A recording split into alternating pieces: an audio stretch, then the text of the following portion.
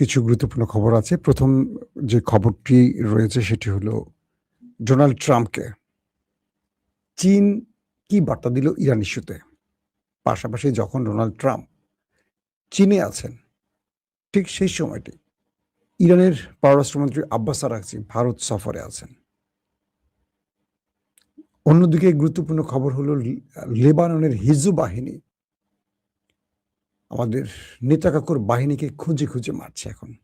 যেখানে পাচ্ছে সেখানে মোটামুটি ধোলাই চালাচ্ছে। অনেকে হতাহতের খবর পাওয়া গেছে। ৩ নাম্বার, ওমান সাগরে ভারতের জাহাজ এবার আক্রান্ত হয়েছে এবং শোনা গেছে সেটি ডুবে গেছে। পাশাপাশি সৌদি আরব ইরানের শরণাপন্ন হচ্ছে। সৌদি আরব এখন ইরানকে বলছে, আসো আমরা একটা চুক্তি করি। কি সেই চুক্তি? পাশাপাশি পাকিস্তান ক্রুজ মিসাইল পরীক্ষা চালালো, আর তুরস্ক ৫০টি ছোট বোট গাজায় সাহায্যের জন্য পাঠালো। তুরস্কের গেম প্ল্যান কি? চলুন আমরা আরো বেশ কিছু খবর আপনাদের জানাবো। প্রথম যে খবরটি দিয়ে শুরু করতে চাই, পাকিস্তান নতুন আরেকটি ক্রুজ মিসাইল পরীক্ষা চালালো, যেটা শত্রুকে মোবাইল লঞ্চারের মতো পজিশন থেকে হিট করতে পারবে, নিচু লেভেল থেকে উপরে, উপর থেকে নিচে বিভিন্ন ফরম্যাটে সহজে অ্যাটাক করতে পারবে। সেইভাবে তৈরি করা হয়েছে। বলা হচ্ছে ফাত্তা-4 সেই ক্রুজ মিসাইলটির নাম, যার মানে লংজিভিটি বা আমরা যেটাকে দূরত্ব বলতে পারি, আক্রমণের দূরত্ব হলো ৭৫০ থেকে ১০৫০। অর্থাৎ পাকিস্তান অনায়াসে তার শত্রু রাষ্ট্রটির যে কোনো স্থানে এই ক্রুজ মিসাইলটিকে পৌঁছে দিতে পারবে অ্যাটাকের সময়, এবং এটা ৪৫০ থেকে ৫০০ মতো বিস্ফোরক বহন করতে পারবে। আজকে পাকিস্তান এটিকে লঞ্চ করেছে এবং এই ক্রুজ মিসাইলের অনেকগুলো ফরম্যাট নিয়ে আলোচনা করা যায়। আমরা আজকে এটা যেহেতু আমাদের প্রধান বিষয় নয়, শুধু এইটুকু জানালাম যে পাকিস্তান ভারতের পর এবার নিজেরা নিজেদের শক্তি দেখালো। দ্বিতীয় গুরুত্বপূর্ণ খবর, তুরস্ক প্রায় ৫০টির অধিক ছোট বোট তারা গাজার উদ্দেশ্যে পাঠালো, যেগুলো স্পেনের বার্সেলোনা থেকে আসা ফ্রিডম ফ্লোটিলা এগুলোর সাথে যুক্ত হবে এবং এগুলো গাজার সাহায্য পাঠাবার কাজে ব্যবহার করা হচ্ছে তুরস্কের পক্ষ থেকে। পাশাপাশি ইসরায়েল কিছু বিষয়ে টেনশনে আছে তুরস্ককে নিয়ে। তারা তাদের কিছু গণমাধ্যম আজকেও দেখলাম, গত কয়েকদিন আগেও দেখলাম যে ইসরায়েলের বেশ কিছু গণমাধ্যম প্রকাশ করেছে তুরস্ক ইসরায়েলের বিরুদ্ধে বড় পরিকল্পনা নিয়ে কাজ শুরু করেছে। একটি প্রতিবেদনে এরকম বলা হয়েছে যে তুরস্ক ইসরায়েলের চারপাশে তাদের ঘাঁটি তৈরি করছে। ঘাঁটি বলতে কি বোঝা যায়? যেমন আমেরিকা রাশিয়াকে টেক্কা দিতে বা টক্কর দিতে পুরো ইউরোপে তার ঘাঁটি আছে। পৃথিবীর ৮০টি দেশে ৮০০টি মার্কিন সেনাদের ঘাঁটি রয়েছে। এবং এবার ইরান কেবল গালফ কান্ট্রির ১৬টি মার্কিন বেজ ধ্বংস করেছে, সামরিক ঘাঁটি ধ্বংস করেছে ইরান গালফ কান্ট্রিতে। তো তুরস্ক ইসরায়েলের প্রতিবেশী দেশগুলোতে তার অবস্থান পাকাপোক্ত করছে। তারা Lebanon, Libya, Syria, Somalia, Sudan, মিশর এইরকম করে ইসরায়েলের প্রতিবেশী যে দেশগুলো, আরেকদিকে আছে ইরাক, সবগুলো দেশ তুরস্ক কৌশলে কোথাও সামরিক ঘাঁটি, কখনো বাণিজ্যিক ঘাঁটি, কখনো তাদের সাথে সামরিক চুক্তি করতে যাচ্ছে। এখন তুরস্ক প্রবেশ করছে আরেকটি চুক্তিতে। সেটি কি? পাকিস্তান সৌদি আরবের যে সামরিক চুক্তিটি আছে এবং এক রাষ্ট্র আরেক রাষ্ট্র আক্রান্তের বিষয়ে যে চুক্তিটি করেছে, যে একজন আক্রান্ত মানে অপরজন আক্রান্ত, তো সেই চুক্তিটির মধ্যে এবার তুরস্ক এবং কাতার প্রবেশ করতে যাচ্ছে, যেটা আমি গত ২ দিনে আপনাদের একাধিকবার এই খবরটি দিয়েছি। তো বলা হচ্ছে যে তুরস্ক এই সময়টিতে এসে একটা অসাধারণ খেলা খেলছে। একদিকে আরবদের মধ্যে মিশে যাচ্ছে এবং আরবদের বোঝাচ্ছে যে তোমাদেরকে আধুনিক প্রযুক্তি আমরা দেব, তোমাদেরকে আমরা আর দখল করব না, বা তোমাদের মধ্যে আমরা পূর্বের ওসমানী সালতানাত প্রতিষ্ঠায় কাজ করছি না, তোমরা শুধু নিয়ম মেনে চলো, অ্যাটলিস্ট সৌদি তুরস্কের ভাই হয়ে থাকো, কাতার তুমি আমার ভাই হয়ে থাকো, তোমাকে শোষণ করার চেয়ে তুমি যদি নিজেই একটা সুন্দর শাসন ব্যবস্থা তৈরি করো বা মুসলিম উম্মার কাজে লাগো, সেটা আমাদের জন্য শ্রেষ্ঠ হবে। তো তুরস্ক এই মেসেজগুলো পৌঁছতে পারছে বলেই ভিতরে মানে আরবদের সাথে একটা ভালো যোগাযোগ তৈরি হচ্ছে, সম্পর্ক হচ্ছে।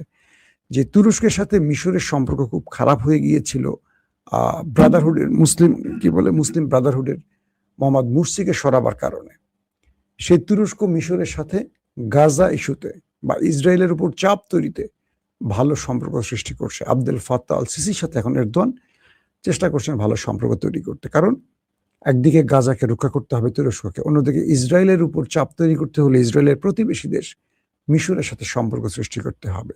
তো এই বিষয়গুলোকে নেগেটিভ অর্থে দেখছে ইসরায়েল, এবং এগুলি ইসরায়েল বলছে যে তুরস্কের উদ্দেশ্য কি, যে আমার চারপাশে প্রতিটা দেশে, যেমন সিরিয়া এখন পুরোটা ইসরায়েলের কি বলে তুরস্কের কবজায়, পৃথিবীর সবগুলো দেশ সিরিয়াতে ছিল, অর্থাৎ পরাশক্তিগুলো রাশিয়া, ইরান, আমেরিকা, ইসরায়েল সবাই ছিল, আরব আমিরাত, সবাইকে পিটিয়ে সরিয়ে একক তুরস্ক জোলানি বাহিনীর পক্ষে দাঁড়িয়ে তাদের বিজয় এনে দিয়েছে। এখন যদি বলা যায় পুরো সিরিয়া হলো তুরস্কের কন্ট্রোলে, তুরস্ক যা চাইবে সিরিয়া তাই হয় ধরেন। তো সিরিয়া হলো ইসরায়েলের আরেকটি প্রতিবেশী দেশ। লেবানন, যে হিজবুল্লাহ লেবানন, সেই লেবাননের পক্ষেও বেশ ইদানিং ভালো ভালো কথা বলছে তুরস্ক। লেবাননের উপর যে হামলাগুলো হচ্ছে এটারও সমালোচনা করছে, এবং ভেতরে ভেতরে লেবাননের সাথেও তুরস্কের সম্পর্ক ভালো করতে চেষ্টা করে যাচ্ছে, এবং হিজবুল্লাহর সাথেও ভালো করার প্রক্রিয়ায় কাজ করছে হাকান ফিদান, অর্থাৎ তুরস্কের পররাষ্ট্রমন্ত্রী হাকান ফিদান। তো এটিকে নিয়ে আতঙ্কে আছে ইসরায়েল, যে তুরস্ক আসলে কি করতে চাচ্ছে, চারদিকে কেন তার এই বলয় তৈরি করছে আমার বিরুদ্ধে। তৃতীয় গুরুত্বপূর্ণ খবর হলো হরমুজ প্রণালী থেকে ওমান সাগরে পা রাখা ভারতীয় জাহাজ, তার উপর হামলা হয়েছে। কিছু গণমাধ্যম বলছে আক্রান্ত হয়েছে, আর কিছু গণমাধ্যম বলছে আক্রমণের পর ডুবে গেছে। ভারত এটার কঠোর সমালোচনা করেছে। কখন? যখন ভারতে রয়েছে ইরানের পররাষ্ট্রমন্ত্রী আব্বাস আরাকচি। তবে এই হামলাটি কারা করেছে এখন পর্যন্ত কেউ স্বীকার করেনি। তবে আজকে মার্কিন একটি জাহাজ বা মার্কিন স্বার্থ সংশ্লিষ্ট বা মার্কিন মিত্রদের একটি জাহাজ হামলা করে আটক করে নিয়ে গেছে ইরান, এমন একটি খবর পাওয়া গেছে। প্রিয় দর্শক, সৌদি আরব ইরানের সাথে বেশ ভালো সমস্যা জড়িয়েছিল। Even Reuters, Washington Post, CBS News, আরো অনেকগুলো গণমাধ্যম দাবি করেছিল যে শুধু আরব আমিরাত না, সৌদি আরব গোপনে নিজের নাম প্রকাশ না করে গোপনে ইরানে হামলা করেছিল। তো এই বিষয়টি নিয়ে আমি গতকালকে আপনাদের লাইভে বলেছিলাম যে এই বিষয়টি ইরানও জানত। এরপর যেটি হয়েছে যে সৌদি আরব ইরানের সাথে একটা মধ্যস্থতা করে নিয়েছে, যে কারণে ইরান পরবর্তী সৌদি আরবে হামলা কমিয়ে দেয়। এখন শোনা গেছে যে সৌদি আরব পাকিস্তানের মাধ্যমে ইরানকে কিছু বার্তা পাঠিয়েছে। পাশাপাশি সৌদি আরব নিজে, সৌদি পররাষ্ট্রমন্ত্রী এবং ইরানের পররাষ্ট্রমন্ত্রীর মধ্যে একাধিকবার টেলিফোন আলাপ হয়েছে, একে অপরের সাথে যোগাযোগ চলছে। সৌদি আরব ইরানকে বলছে যে আসো আমরা একটা চুক্তি করি, আর সেই চুক্তিটি কি হতে পারে, যে তোমরা আমাদেরকে আক্রমণ করবে না, আমরা তোমাদের আক্রমণ করবো না, আমাদের মধ্যে একটি এমন চুক্তি হবে যে চুক্তিতে আমরা একে অপরের পাশে থাকব, সাহায্য সহযোগিতা থাকবে, সামরিক বিষয়গুলো আমরা আদান প্রদান করব, কিন্তু কেউ কাউকে আমরা অ্যাটাক করব না। এই প্রস্তাবে ইরান খুশি। তবে ইরান একটি প্রশ্ন করেছে সৌদি আরবকে, যে আমি তো তোমাকে আক্রমণ করছি না, প্রশ্ন হলো তোমার দেশ, তোমার আকাশ, তোমার দেশের ঘাঁটি ব্যবহার করে যদি কেউ আক্রমণ করে সেই ক্ষেত্রে ইরানের ভূমিকা কি হতে পারে। ঠিক ইরান এমন একটি প্রশ্ন করলো, সৌদি আরবের এই উত্তরটা আসলে খুঁজতে খুব কষ্ট করতে হচ্ছে, কারণ সৌদি আরবের ভেতর থেকে আমেরিকা অ্যাটাক করেছিল ইরানের ভেতরে। ইরান বলছে যে ধরো ইরানের ভূমি থেকে অন্য কোনো দেশ তোমার উপর আক্রমণ করছে, তুমি কি করবে? ইরানই তো আক্রমণ করবে, নাকি প্রতিশোধ নেবে ইরানে, নাকি অন্য কোথাও অন্য কোনো দেশে মারবে? তো আমি যদি কোনো তোমার শত্রুকে ঘাঁটি দেই আমার দেশের মধ্যে, তোমার শত্রু কিন্তু আমার বন্ধু, সে, আমি ঘাঁটি দিয়েছি তাকে, সে তোমাকে আক্রমণ করলো, তুমি কি ইরানে পাল্টা জবাব দিবে, নাকি তার দেশে চলে যাবে বা অন্য কিছু করবে? ইরান বলছে, আসো তোমার সাথে আমি সকল চুক্তি করতে চাই, প্রয়োজনে তোমাকে আমি নিউক্লিয়ার বানিয়ে দেব, মানে পারমাণবিক বোমার তৈরিতে তুমি যদি বানাতে চাও, তুমি মনে করছো ইরান যদি নিউক্লিয়ার বানায় তাহলে তুমি সবচেয়ে বেশি হুমকিতে থাকবে, প্রয়োজনে আমি তোমাকে বানিয়ে দেব। ইরান বলছে সৌদিকে যে প্রয়োজনে আমি তোমাকে নিউক্লিয়ার বানিয়ে দেব, কেউ তো তোমাকে দেবে না, আমি তোমাকে গোপনীয় প্রকাশক বানিয়ে দেব, তোমার কাছেও নিউক্লিয়ার থাকুক, পৃথিবীর প্রত্যেকটা মুসলিম দেশে নিউক্লিয়ার থাকুক, কারণ নিউক্লিয়ার একটা দেশের অস্তিত্ব রক্ষা এখন মানে প্রয়োজন। কারণ আমার কাছে ছিল না বলেই আমাকে আমেরিকা ইসরায়েল অ্যাটাক করেছে, আমার কাছে থাকলে ওরা অ্যাটাক করতো না, আমি ছোট হই আর বড় হই। কিন্তু সৌদি আরব বিশ্বাস করতে পারছে না আসলে, কারণ তার সাথে অনেক রকম দ্বৈরথ আছে, বিরোধ বা অনেক রকম দূরত্ব আছে। তো এই বিষয়গুলোর জন্য ইরান পাকিস্তানকে আর সৌদি আরব পাকিস্তানকে, দুটো দেশ পাকিস্তানকে ব্যবহার করে, যেমন আমেরিকা পাকিস্তানকে ব্যবহার করছে। বলা হচ্ছে যে পাকিস্তান যদি এই দুত্রিয়ালিতে সফল হয় তাহলে সৌদির সাথে ইরানের দূরত্বটা কেটে যাবে, আর এই দূরত্বটা কেটে যাওয়া মানে হলো মধ্যপ্রাচ্যে ইসরায়েল আবার বিপদে পড়ে যাওয়া। অর্থাৎ ইরান মধ্যপ্রাচ্যের চাবিটা তার হাতে পেলে পুরো আরবকে তার পাশে নিয়ে একমাত্র কি বলবো জর্দান আর আরব আমিরাত, জর্দানের হিসাবটা পড়ে, এটাকেও মোটামুটি কায়াল করে ফেলবে সৌদি আরব, কিন্তু আরব আমিরাত বিস্ফোরা যাকে বলি, বিশ্বাসঘাতক, তাদের অবস্থাটা আসলে কি হবে? এক ভাই প্রশ্ন করেছেন, এই তুর্কি ও পাকিস্তান ব্লকে কেন বাংলাদেশ ঢুকছে না? আমি জানি না কেন ঢুকছে না, ঢুকতে পারে যেহেতু এখন শেখ হাসিনা ক্ষমতা নেই, আছেন তারেক রহমান, তিনি অবশ্যই এই ব্লকে ঢুকতে পারেন। এই ব্লকে ঢোকা মানে ভারত আমাদের একটা অ্যাটাক করলে প্রতিটা দেশ বাংলাদেশের পাশে থাকবে, ছোট দেশগুলোকে চুক্তি করা উচিত। এখন তারা বাংলাদেশকে নেবে কিনা, আমাদের বাংলাদেশ সেনাবাহিনীর যথেষ্ট প্রশংসা আছে, কিন্তু আমাদের হাতে আধুনিক কোনো অস্ত্র নেই। আমাদেরকে এখন তুরস্কের কান ফাইটার কেনা উচিত, পঞ্চম প্রজন্মের স্টিল প্রযুক্তির। আমাদেরকে পাকিস্তান থেকে 70 থান্ডার কেনা উচিত, আমাদের কেনা উচিত J-10, J-20। আমি কালকেও আমাদের এক বিশেষজ্ঞ ভাইয়ের সাথে আলাপ করছিলাম, তো তিনি আমাকে বলছিলেন এই কথাগুলো বলেন চ্যানেলে। আমাদের অনেক সময় দেখবেন বিমান বাহিনীর, সেনাবাহিনীর একদম উপরস্থ অফিসার, ব্রিগেডিয়ার জেনারেল টেনারেলদের সাথে মাঝে মাঝে কথা হয়। তো আমি ঢাকাতে কোনো একটি জায়গায় বসে ডিএসএস এর একটা ক্যাফে বসে তার সাথে কফি খাচ্ছিলাম। তিনি বলছিলেন যে আপনার এই কথাগুলো একটু বলেন, আমাদের এই অস্ত্রগুলো থাকা খুব জরুরি।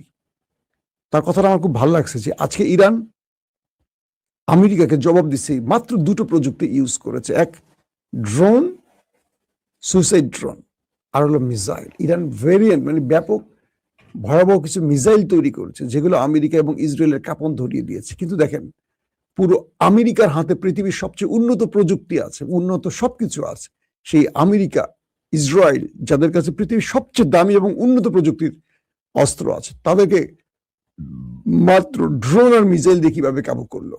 তো বাংলাদেশ তো কোন একটি সাইডে তার ডেভেলপ করতে পারে মিসাইল, ড্রোন, কতদিন আমরা কিনে কিনে আনবো? আমাদের সেনাবাহিনীকে দিয়ে ফার্নিচার বানানো হয়, আমাদের সেনাবাহিনীকে দিয়ে রাস্তাঘাট নির্মাণ করা হয়, ভবন বানানো হয়, সামরিক কু করা হয়, শেখ হাসিনার জুতা টানানো হয়, রাস্তার জ্যাম ঠিক করা হয়। আমাদের সেনাবাহিনী এই কাজের জন্য পাঠানো হয়েছে, এই কাজের জন্য তৈরি করা হয়েছে বিশাল বাজেটের সেনাবাহিনী। আমাদের সেনাবাহিনী যথেষ্ট মেধাবী, বুদ্ধিমান, তারা ইউএনএ যথেষ্ট প্রশংসার সাথে কাজ করে, তাদেরকে আরো মেধা নির্ভর কাজে রাখতে হবে। শেখ হাসিনা তার 15-16 বছরে আমাদের সেনাবাহিনীকে একেবারে কি বলবো ধ্বংস করে দিয়ে গেছে।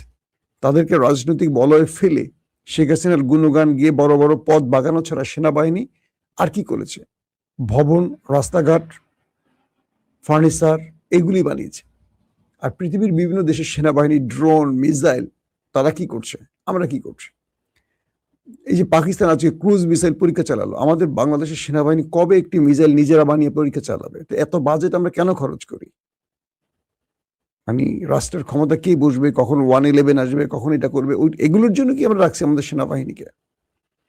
তো আমাদের সেনাবাহিনীকেও সেই প্রতিযোগিতায় যেতে হবে পাকিস্তানের সাথে, ভারত নয়, পাকিস্তানের সাথে, চীনের সাথে, তুর্কিদের সাথে আমাদের কোলাবোরেশন করে কাজ করতে হবে, জয়েন্ট অ্যাডভেঞ্চারে কাজ করতে হবে। আমাদের যেটা নাই, ইদানিং পাকিস্তানের বেশ কয়েকজন সামরিক অফিসার, আমি নাম বলতে চাই না, তারা বাংলাদেশ সফর করেছেন, বিমান বাহিনীর অনেকে সফর করেছেন, শুনেছি কাজগুলো ভালো হচ্ছে নিঃসন্দেহে। তারা বাংলাদেশকে কিছু প্রশিক্ষণ দেন, এটা আমাদের দেশের জন্য খুব ভালো হবে। দর্শক, আসি আরো কয়েকটা গুরুত্বপূর্ণ খবরে। তো এখন লিবিয়া, এতদিন লিবিয়াতে কি লেবাননে নেতাকাকুর দেশটি ব্যাপক অ্যাটাক করেছে। তো নেতাকাকুর বাহিনী আইডিএফ দক্ষিণ লেবাননে প্রবেশ করেছে। এরকম কয়েকটি জায়গা তারা প্রবেশ করে সেই জায়গাগুলো দখল করছে গাজার মতো। ফিলিস্তিনে যেভাবে দখল করেছে, এই দখল প্রক্রিয়ায় নেমেছে তারা। মাঝখানে কিছুটা মার খেলো, ধরা খেলো, কিছুটা পথ থেকে সরে গেল, পিছু হুটে গেল হিজবুল বাহিনী। এটি ছিল তাদের একটা কৌশল। এখন তারা ড্রোন, মিসাইল, রকেট নিয়ে একযোগে বিভিন্ন পয়েন্ট থেকে অ্যাটাক শুরু করেছে। যেই জায়গাগুলো দখল করেছে নেতাকাকুর বাহিনীগুলো, সেখানে ড্রোন পাঠিয়ে পাঠিয়ে একটার পর একটা শত্রুকে ওপারে পাঠাচ্ছে কে? আমাদের হিজবুল বাহিনী। আজকেও ড্রোনের কিছু ভিডিও তারা রিলিজ করেছে, আল মায়াদিন সহ কয়েকটি গণমাধ্যমে দেখলাম, লেবাননের গণমাধ্যম আল মায়াদিন। তারা বলছে যে বিভিন্ন জায়গায় হিজবুল বাহিনী নেতা বাহিনীকে ধোলাই দিচ্ছে, অনেকগুলোকে ওপারে পাঠিয়েছে, অনেক হতাহত হয়েছে। রকেট গুলো তাদের খুঁজে খুঁজে মারছে, যারা জঙ্গলে পালিয়েছিল তাদেরকে মারছে, যারা যেখানে গেছে সেখানে, মানে খুঁজে খুঁজে খুঁজে খুঁজে এখন অ্যাটাক চালাচ্ছে আমাদের হিজবুল বাহিনী। তো বলছেন হিজবুল্লাহ। তো মোটামুটি কয়েকদিন তারা একটু সুখকর অবস্থায় ছিল আমাদের নেতানিয়াহু সাহেব। এখন আবার হিজবুল বাহিনীর ধোলাইতে তারা এখন পালাতে শুরু করছে, যে যার মতো করে এদিক ওদিক পালাচ্ছে। দর্শক, যখন ট্রাম্প চীনে, তখন ভারতে পা রাখছেন আব্বাস আরাকচি ব্রিক্স সম্মেলনে। তো চীন ট্রাম্পের সাথে কিছু বৈঠকে কিছু বিষয় সিদ্ধান্ত এক হয়েছে। তারা বলছে হরমুজ প্রণালী টোলের বাইরে রাখা উচিত, ব্লাব ব্লাব ব্লাব, এগুলো চীন বলবি, স্বাভাবিক। পাশাপাশি তিনি যুদ্ধ বন্ধের ব্যাপারেও বলছেন যে আমি ইরানের সাথে কথা বলবো, বাট ইরান কি করবে সেটা ইরানের সিদ্ধান্ত। তবে ইরান হরমুজের টোল নেক, এটা আমি চাই না, এরকম কিছু বক্তব্য আসছে। তারপর তিনি বলছে যে মানে এমন, এই কথাগুলো বলা লাগে। তবে তিনি চীন আমেরিকাকে আবার একটু শাসিয়েও বলছে যে আপনি এই অঞ্চলে শান্তি প্রতিষ্ঠা করতে হলে আপনি তাইওয়ান ইস্যু ছেড়ে আপনি আপনার দেশে ফেরত যান। আপনি যদি তাইওয়ান ইস্যুতে কোনো রকম ঝামেলা করতে চান, তাহলে এই অঞ্চলে ইরান নয়, এর চেয়ে বড় ফ্যাক্টর হয়ে যাবে চীন, যেটাকে আপনি সামলাতে আপনার জন্য খুব কষ্ট হয়ে যাবে। তাইওয়ান ইস্যুতে আপনি নাক গলাবেন না। তাইওয়ান আমরা যেভাবে চাই সেভাবে হবে। আপনি যে স্বাধীন তাইওয়ান তৈরি করতে চান, এটা সম্ভব নয়। আর এই স্বপ্ন যদি আপনার থাকে, সেই স্বপ্ন মুছে ফেলেন। অর্থাৎ ট্রাম্পকে কড়া ভাষায় শি জিনপিং থ্রেট দিয়েছে। এটা নিয়ে আমি আজকে দুপুরের ভিডিওতে বলে দিয়েছি আপনাদের, প্রিয় দর্শক। তো এই পরিস্থিতিতে ব্রিক্স সম্মেলনে ভারত আছে, ইরানের পররাষ্ট্রমন্ত্রী, সেখানে মার্কিন প্রেসিডেন্ট ডোনাল্ড ট্রাম্প বা আমেরিকাকে কিভাবে কাবু করা যায় তার অনেক রকম পরিকল্পনা তৈরি হচ্ছে। এবং ওয়ার্ল্ড অর্ডার পরিবর্তনে ডলারের পরিবর্তে কিভাবে নিজস্ব রুপিতে এক একটা দেশ লেনদেন করতে পারে, বাণিজ্য করতে পারে, সেই বিষয়গুলো নিয়ে আলোচনা হয়েছে। এই ব্রিক্স সম্মেলনে ইরান তার মিত্রদেরকে বলছে যে তোমরা আমাদের পাশে দাঁড়াও, আমাদের উপর যে হামলা হয়েছে এই হামলার বিরোধিতা করো এবং বিশ্বকে বলো, স্টেটমেন্ট দাও, তোমরা বলো যে তোমরা এই হামলার বিরুদ্ধে, আমাদের স্কুলে শিশুদের মারছে, এটার বিরুদ্ধে তোমরা দাঁড়াও। তো আমরা দেখতে চাই ব্রিক্স সম্মেলনে ইরানের পক্ষে কারা কারা দাঁড়ায়। যারা দাঁড়াবে, আগামী দিন হরমুজ প্রণালী তাদের জন্য সহজ হবে, আর যারা দাঁড়াবে না তাদের জন্য কঠিন হবে। কারণ ইরান বলে দিয়েছে হরমুজ প্রণালী আমেরিকা এবং ইসরায়েলের জন্য নিষিদ্ধ এবং তার মিত্রদের জন্য নিষিদ্ধ, বাকি সবার জন্য খোলা। জাস্ট ফি দেবেন, চলে যাবেন, কারোর জন্য এটি আর কঠিন কিছু হবে না। পাশাপাশি 24 সেপ্টেম্বর আমাদের চীনের রাষ্ট্রপ্রধান শি জিনপিংকে সপরিবারে ডোনাল্ড ট্রাম্প আমেরিকা দাওয়াত করেছেন। তিনি যাবেন কি যাবেন না সেটা তার বিষয়, বাট 24 সেপ্টেম্বর চীনের প্রেসিডেন্টের সময়সূচি দেখে প্রেসিডেন্ট ট্রাম্প তাকে দাওয়াত করেছেন। মনে হচ্ছে দুজনের মধ্যে ভালোবাসার একটা ভালো সম্পর্ক সৃষ্টি হচ্ছে, বাট এটি হওয়া ভালো। চীন বলছে যে আমরা যদি নিজেদের মধ্যে দূরত্ব গুছিয়ে নিতে পারি, পৃথিবী একটি স্বাভাবিক পরিস্থিতিতে আসবে। আমাদের মধ্যে বিরোধের মূল কারণ যে ইস্যুগুলো, সেই ইস্যুগুলো আমরা সমাধান করতে পারি। তবে চীন ইরানের বিষয়ে খুব বড় রকম বাধা সৃষ্টি করছে না বা করবে না। কারণ কি? ট্রাম্প যখন চীনে, ইরান তখন ভারতে। প্রতিটা রাষ্ট্র তার নিজস্ব স্বার্থের উপর ডিপেন্ড করে চলে। চীন তার নিজের প্রয়োজনে ইরানকে ছাড়বে না, এবং এই যে লড়াইটা হলো, এই লড়াইতে ইরানের যতটুকু লাভ হয়েছে তার চেয়ে বেশি চীন রাশিয়ার হয়েছে। সো ট্রাম্পকে মুখে যাই বলুক চীন, টেবিল টকে যাই হোক না কেন, ইরানকে দিন শেষে কোন বার্তাটি দিবে সেটি হলো মূল কথা। প্রত্যেকে ভালো থাকবেন। আল্লাহ হাফেজ।